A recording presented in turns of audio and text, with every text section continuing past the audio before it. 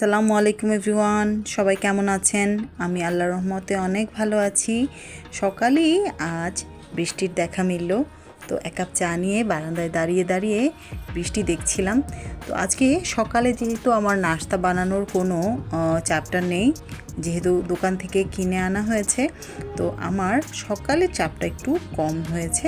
তো সকালে দোকানের কেনা নাস্তা দিয়েই সকালে নাস্তাটা কমপ্লিট করে ফেললাম। এরপর ঘরের যাবতীয় কাজকর্ম শেষ করার পর চলে আসলাম রান্নাঘরে রান্নার কাজে। তো আজকে আমার হাজব্যান্ড ডিম চপ খেতে চেয়েছে, ওর জন্য ডিম চপ করব। তো এখানে আমি ডিম সিদ্ধ করে নিয়েছি, আলু চুলায় সিদ্ধ বসিয়েছি। তো বাকি প্রসেসিংগুলো শেষ করে ডিম চপ বানিয়ে ফেললাম এবং ডিম চপগুলোকে ভেজে ফেলছি। কই মাছ একটু ভুনা করছি পেঁয়াজ দিয়ে। আমার হাজব্যান্ড বেশ একটা মাছ খেতে চায় না, তো মাছটা একটু কমই রান্না করা হয়। তো দুপুরের লাঞ্চ কমপ্লিট করার পর একটু রেস্ট করে নিলাম। তো বিকেলবেলা হঠাৎ করে আমার মেয়ের একটা আনএক্সপেক্টেড গিফট এসেছে। এটা আমাদের পাশের বাসার ভাবি, তার 2 বাচ্চা আমার মেয়ের জন্য গিফট নিয়ে এসেছে। এটা খুবই আনএক্সপেক্টেড ছিল, আমরা আশাই করিনি। যাই হোক, ও খুব খুশি হয়েছিল। আর ভাবি যেন কীভাবে বুঝতে পারে যে আমার মেয়ের কি পছন্দ। তো আমার মেয়ে জল রঙের খুব পছন্দ, তো এটা পেয়ে ও ভীষণ খুশি হয়ে গিয়েছিল। সে পারছে না যে এখনই বসে রং করা শুরু করে, তো অনেক কষ্টে তাকে দমিয়ে রাখা হয়েছে যে আচ্ছা তুমি পরে করো। খুব সুন্দর একটা গিফট। এর মধ্যে আমার একটা পার্সেল চলে এসেছে দারাজ থেকে। আমি দারাজে অনেক দিন ধরে ঘুরে এই প্রোডাক্টটা কালেক্ট করেছি খুব কম টাকায়, খুবই প্রয়োজনীয় এবং খুবই ইফেক্টিভ দুটো প্রোডাক্ট আমি আজকে দারাজ থেকে অর্ডার করেছি। আপনারা চাইলে আমি পরবর্তী ব্লগে এটার লিঙ্কগুলো আপনাদের সাথে শেয়ার করব। ভীষণ ইফেক্টিভ ছিল এবং ভীষণ ভালো এবং খুবই কম টাকার কিছু প্রোডাক্ট। এটা হচ্ছে একটা বাথরুম ক্লিনিং ব্রাশ। এটার বেশ রিভিউ আমি অনেক দিন ধরেই দেখছিলাম, তো আমার কাছে বেশ ভালো লেগেছে। প্রোডাক্টটা অনেক বেশি ইফেক্টিভ ছিল। আর এটা হচ্ছে একটা মাছ কাটার কেচি। এত ভালো একটা প্রোডাক্ট এত কম টাকায় আশাই করা যায় না।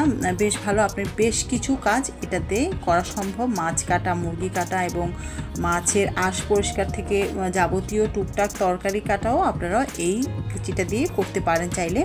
তো বিকেলবেলা ভাবলাম যে একটা কেক তৈরি করি, যেহেতু গতকাল মেয়ের বার্থডে ছিল।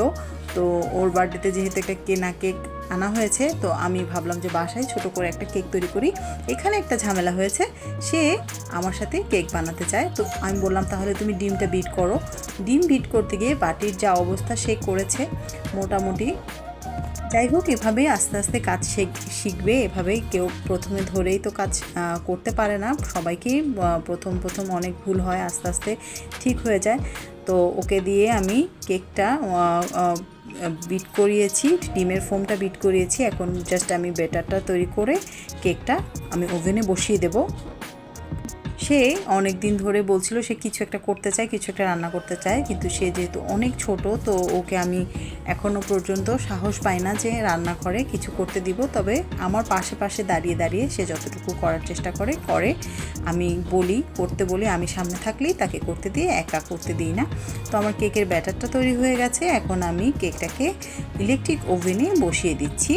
তো আমার এই কেকটা মোটামুটি খুব বেশি, যেহেতু আমি খুব ছটফট করেছি, তেমন একটা সময় পাইনি, তারপরও কেকটা খুব ভালো হয়েছিল, খুব মজা লেগেছিল। আমার বাচ্চারা খুব কেক খেতে খুব পছন্দ করে। তো এখানে আমি একটা অন্যরকম ভর্তা তৈরি করছি। এখানে হচ্ছে নারকেল এবং লাউয়ের বিচি দিয়ে একটা মজার ভর্তা, খুবই টেস্টি ছিল ভর্তাটা।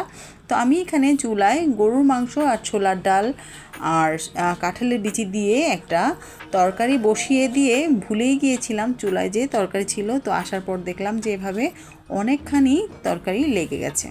এভাবে সামনে থেকে বসে কাজ না করলে এমনটাই হয়। তো এই গিফটটা, এটা হচ্ছে একটা পেন্সিল বক্স। এটা আমি আমার বড় মেয়ের জন্মদিনে গিফট করে। আমার বাসায় যে একটা পুতুল আছে, একে আমরা এক এক দিন এক একভাবে সাজাই। তো আজকে তাকে শাড়ি পরিয়েছি, সে খুব আনন্দ করছিল। তাকে শাড়ি পরিয়ে সুন্দর করে সাজিয়ে গুছিয়ে আমরা দেখছিলাম, যেহেতু আমাদের একটাই পুতুল, ছোট্ট একটি পুতুল, তো ওকে নিয়েই আমরা সারাদিন নানাভাবে ব্যস্ত থাকি, খেলাধুলা করি। তো খুব খুশি লাগছিল, ও শাড়ি পরে ভীষণ খুশি হয়ে গিয়েছিল। তো রাতের দিকে আমার ননদকে আমি একটু মেহেদি পরিয়ে দিচ্ছিলাম। তো আপনারা বলবেন যে ডিজাইনটা কেমন হয়েছে। যদিও তেমন একটা আমি ভালো মেহেদি পরাতে পারি না, যতটুকুই পারি চেষ্টা করি করাতে। তো ও খুব খুশি হয়েছিল, আর ডিজাইনটা আমার কাছে সিম্পলের মধ্যে ভালোই লেগেছে। তো রাত প্রায় বাজে 12:30টার মতো, আমার হঠাৎ করে চায়ের খুব ক্রেভিং হচ্ছিল, তো বসিয়ে দিলাম চা। অনেকেই বলেন যে চা খেলে রাতে ঘুম হয় না, আমার আলহামদুলিল্লাহ এই প্রবলেমটা হয় না, আমি চা খেয়েও সাথে সাথে ঘুমিয়ে পড়তে পারি। তো আমার আজকের সারাদিনের ব্লগটি আপনাদের কাছে কেমন লাগলো আশা করছি জানাবেন। সবাই অনেক বেশি ভালো থাকবেন, সুস্থ থাকবেন, আমার জন্য দোয়া করবেন। নতুন কোনো ব্লগ নিয়ে আবার আপনাদের সামনে হাজির হয়ে যাব। আজ এই পর্যন্তই, আল্লাহ হাফেজ।